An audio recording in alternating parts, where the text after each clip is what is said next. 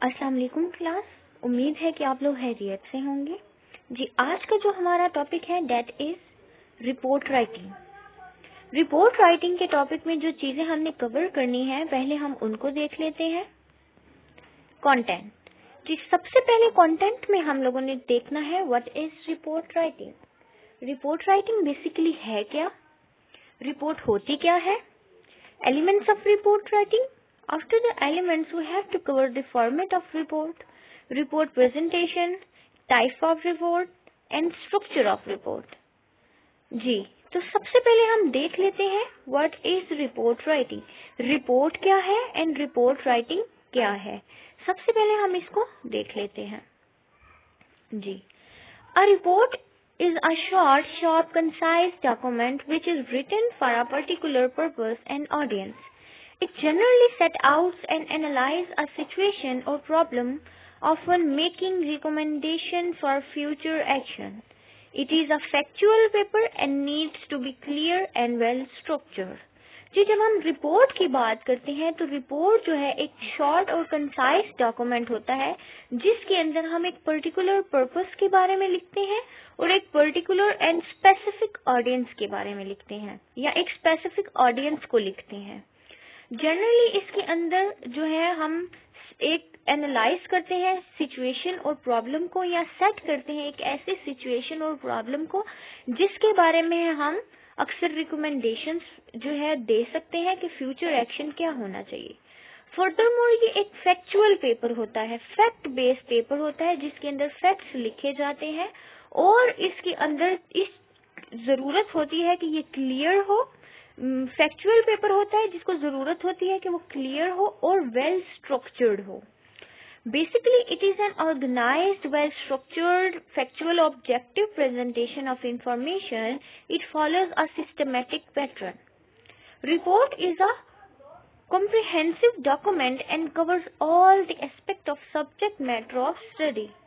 So when we talk about the report writing, so report is a short and an organized and well structured and factual but objective based presentation of information, and it is basically follows a systematic pattern. It is usually comes in a systematic pattern because it is a comprehensive document because of comprehensive document it covers all the object of subject matter. It covers all the main ideas and main information. It contains the main information.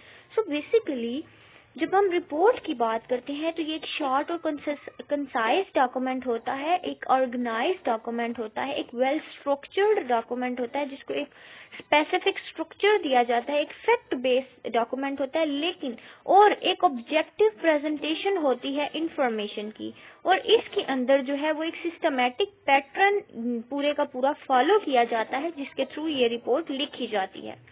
जब हम report की बात करते हैं तो ये एक comprehensive document होता है जिसके अंदर सारे के सारे सब्जेक्ट मैटर जो होते हैं वो सारे के सारे कवर हो रहे होते हैं। Report present information not an argument. Report के अंदर हम इंफॉर्मेशन डालते हैं, हम कोई भी आर्ग्यूमेंट नहीं डालते। आर्ग्यू नहीं करना किसी भी जिस स्पेसिफिक ऑडियंस को हम लिख रहे हैं या जिस स्पेसिफिक पर्पस के लिए लिख रहे हैं उसके अंदर हम उससे रिलेटेड जो है वो इंफॉर्मेशन ऐड करेंगे लेकिन हम उससे रिलेटेड कोई भी आर्ग्यूमेंट नहीं करेंगे।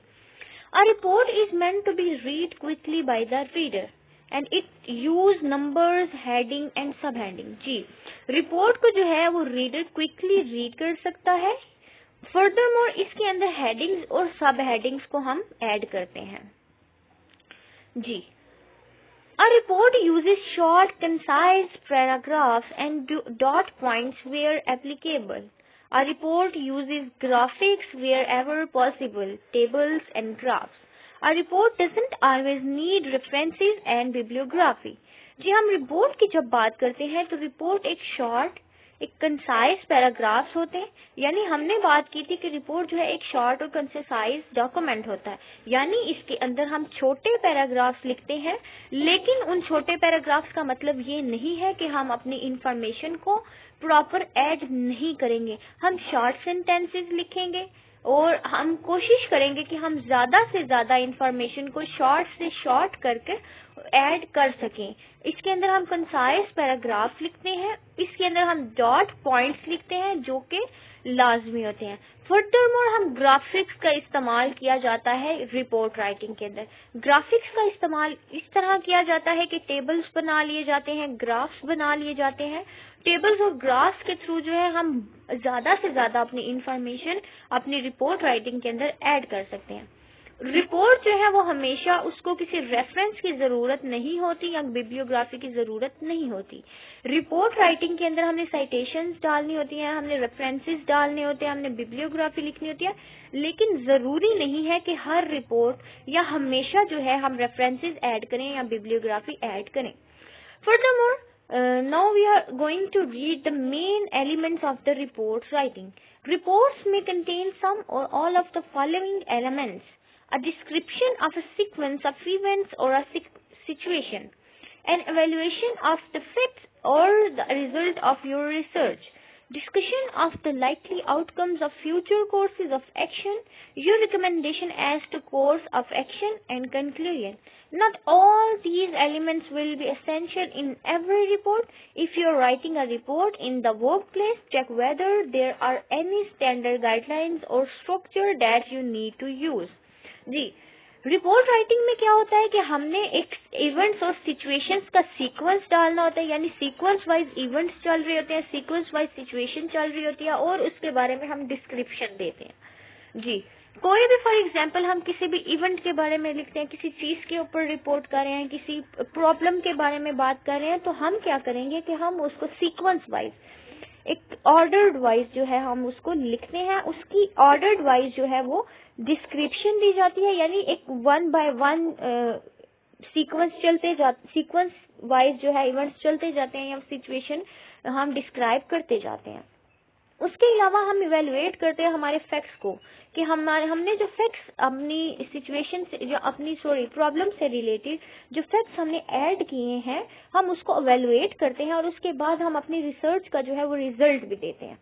हम डिस्कस करते हैं जो फ्यूचर में हम लोगों ने रिकमेंडेशंस देनी है या रिकमेंडेशंस दी हैं उनका क्या एक्शन हो सकता है, या जो रिकमेंडेशंस हमने फ्यूचर के लिए या फ्यूचर जो प्रॉब्लम जिसके ऊपर हम रिपोर्ट लिख रहे हैं उसके ऊपर हम जो रिकमेंडेशंस दे रहे हैं फ्यूचर में उस पर क्या एक्शन होना चाहिए, फ्यूचर में क्या चीज जो है वो बेनिफिशियल होगी और फ्यूचर में क्या चीज जो है वो डीमेरिट्स की तरफ जाती है। तो इस चीज के बारे में भी हम लिख सकते हैं।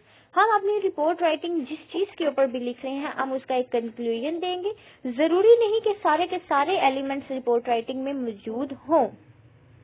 अगर हम एक रिपोर्ट राइटिंग लिख रहे हैं, फॉर एग्जांपल हम एक वर्क प्लेस में लिख रहे हैं, तो हम लोगों ने चेक करना है कि जिस वर्क प्लेस के अकॉर्डिंग यानी जिस ऑर्गेनाइजेशन को हम ये लेटर लिख रहे हैं या जिस इंस्टीट्यूट से रिलेटेड या जिस वर्क प्लेस से रिलेटेड हम को या जिस वर्क प्लेस को हम रिपोर्ट दे रहे हैं या रिपोर्ट राइटिंग कर रहे हैं, हमने चेक करना है कि उनकी एक स्टैंडर्ड गाइडलाइन क्या है, उनका स्ट्रक्चर क्या है। हमने उनकी स्टैंडर्ड गाइडलाइन को फॉलो करते हुए उनके स्ट्रक्चर को देखते हुए हम लोगों ने रिपोर्ट राइटिंग लिखनी है।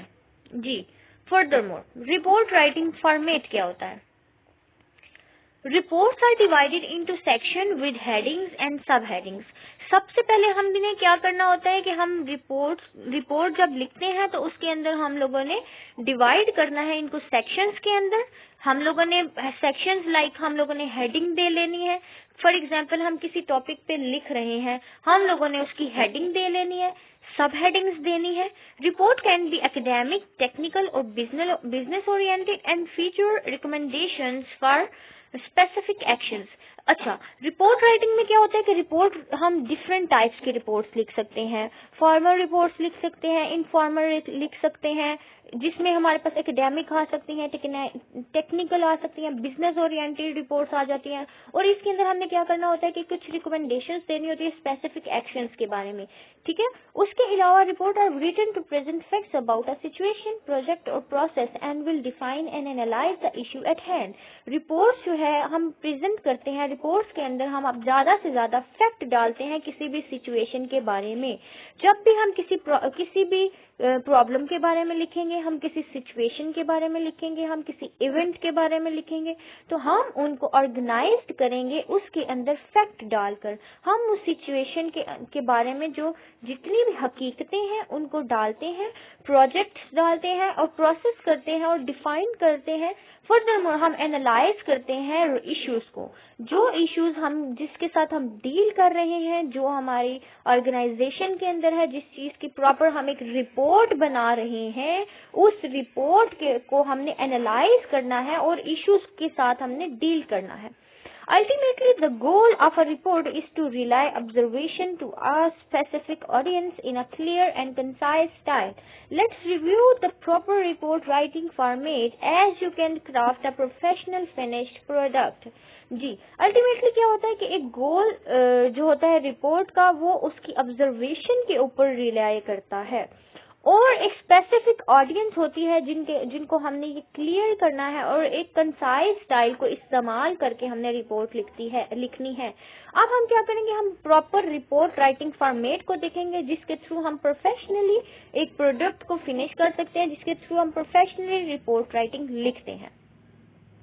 जी, to keep your report organized and easy to understand, there is a certain format to follow. This report writing format will make it easier for the reader to find what he is looking for. Her report का एक format होता है। आप लोगों ने format को जो है इस्तेमाल करते हुए, फॉर्मेट को फॉलो करते हुए आपने रिपोर्ट राइटिंग लिखनी है। फॉर्मेट क्या करता है कि रिपोर्ट जो है जब हम चाहते हैं कि हम एक रिपोर्ट को ऑर्गेनाइज करें इजी फॉर्म में, कि वो इजी भी हो, अंडरस्टैंडेबल भी हो, तो हम क्या करते हैं कि हम कुछ फॉर्मेट्स जो हैं उनको फॉलो करेंगे।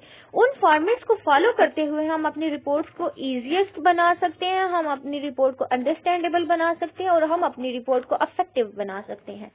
So this report writing format will make it easier for the reader to find what he is looking for. तो ये जो रिपोर्ट राइटिंग के फॉर्मेट्स हैं, ये क्या करते हैं कि ये रीडर के लिए इजी कर देते हैं कि वो रिपोर्ट को इजीएस्ट वे में अंडरस्टैंड करके पढ़ सके और फाइंड आउट कर सके कि क्या बेसिक चीज वो रिपोर्ट को पढ़ने के बाद फाइंड आउट कर रहा है। यानी जो बेसिक इंफॉर्मेशन उसको चाहिए, जो बेसिक फैक्ट्स उसको चाहिए, वो आपकी रिपोर्ट में लाजमी हो। आप अपनी रिपोर्ट को इजी और अंडरस्टैंडेबल बनाएंगे, और फॉर्मेट को इस्तेमाल करते हुए आप उसको इजीएस्ट और अंडरस्टैंडेबल तो लिख लेंगे, लेकिन ये एक काम करेगा रीडर के लिए, वो रीडर के लिए इफेक्टिव बनाएगा, और रीडर जो चीज चाहता है, जो इंफॉर्मेशन उसको, जिस इंफॉर्मेशन की उसको जरूरत है, जिन फैक्ट्स की और फिगर्स की उसको जरूरत है, वो आपकी रिपोर्ट राइटिंग से उसको मिल जाएंगे। हम इसके मेन सेक्शंस की तरफ आ जाते हैं। Main section of standard report as follow. जी, हम इनके मेन सेक्शंस को अब देखते हैं कि इसके फॉर्मेट में बेसिकली आता क्या है।